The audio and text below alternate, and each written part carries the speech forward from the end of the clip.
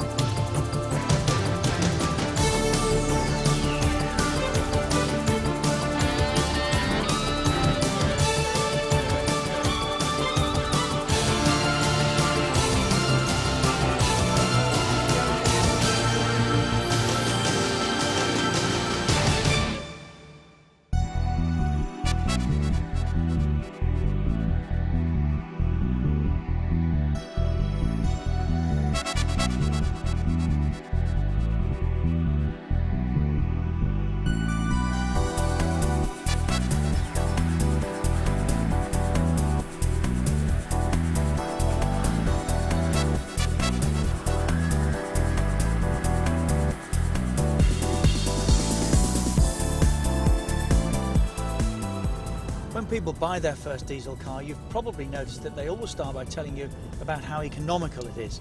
They never start by talking about the performance or what it's like to actually drive. The reason is they knew you could tell it was a diesel even before they got out of the car. Diesel engine cars have had a reputation for being noisy. It's a bit unfair nowadays as the new generation of common rail diesels are a lot quieter. But when you watch a road test like this, you'll always notice that the tester does the talking inside the car because thanks to all the sound insulation, it's a lot quieter than it is outside.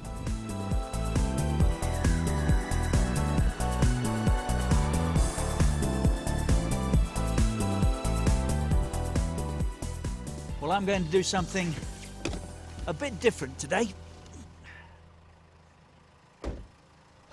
I'm going to leave the engine running while I tell you about Subaru's remarkably quiet new 2-litre diesel engine. It's not only available in this, the Legacy Outback, but also in the Legacy Sports Tourer as well. For some, it might have been a long time coming, but it is here and it's been well worth the wait. The world's first BOXER diesel engine, its unique flat 4 layout with 2 pistons opposing each other, means unlike a conventional engine with all the pistons aligned in one direction, in the BOXER engine, the vibrations from each set of pistons are cancelled out, which is why it's exceptionally smooth. But does it drive like a Subaru?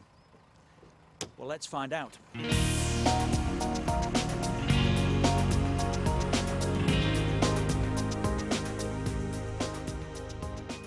On the move, it's very, very quiet. Official figures show that both the Legacy and Outback are quieter than the Mondeo TDCi and the Passat TDI 4Motion, as well as, wait for it, the Rolls-Royce Phantom. It also meets the strict Euro 4 emission standards. In fact, it's got the lowest CO2 emissions of any all-wheel drive passenger car you can buy, just over 150 grams per kilometre for both the Outback and the Sports Tourer. Subaru's engineers have also managed to make the engine very compact and position it low down in the engine bay. This means it retains Subaru's legendary symmetrical all-wheel drive layout, where not only is the weight balanced laterally from side to side, but the centre of gravity lies between the front and rear wheels. My regular car is a Subaru, and I have to say I've driven all of the range, and the ride and the handling here feel like any other Subaru that I've driven.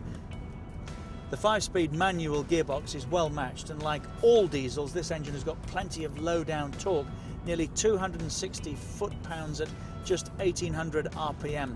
But what's interesting is that unlike other diesels, it doesn't run out of puff at high speeds. It's quick off the mark as well. Acceleration is significantly better than the 2-litre petrol Legacy. 60 comes up in just 8.5 seconds in the Sports Tourer, which is fast enough for all but the most spirited driver. But it's not just a question of dropping a brilliant new engine into the existing Legacy. Subaru's engineers have done some other pretty smart changes. Regular diesel drivers, for instance, will know that it can take an age to get warm air on a cold morning. so the air conditioning has been modified to provide hot air earlier. The petrol Subaru Outback was named as joint winner of Top Gear's Car of the Year award in 2007, and if you're already a Legacy or Outback driver, you'll know why. Subaru's renowned build quality gives you a real feeling that everything is screwed together to last. As Jeremy Clarkson said, Subaru stands as a shining beacon of hope that one day all cars will be made this way. Well, Jeremy, they aren't, which is why this Legacy diesel is so special. Specification includes HID headlamps, a CD tuner with MP3 player, cruise control, dual zone climate control, and in this top of the range model, sat nav. It's not short on safety either, with front, side and full length curtain airbags.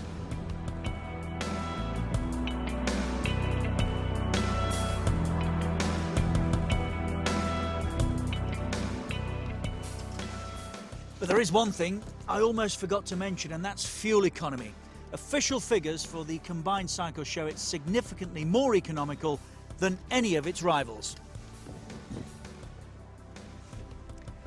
But that's something you'll probably only get from a Subaru driver after they've told you how great it is to drive.